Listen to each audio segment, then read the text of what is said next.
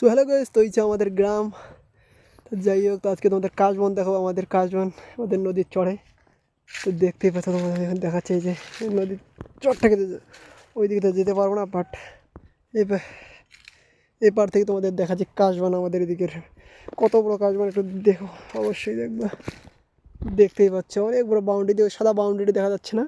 ওটাই আমাদের কাশবন।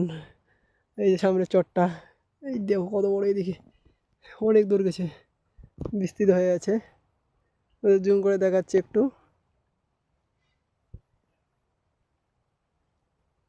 একদম সাদা একটা বাউন্ডারি হয়ে আছে, এই দেখো। আর আমাদের নদী,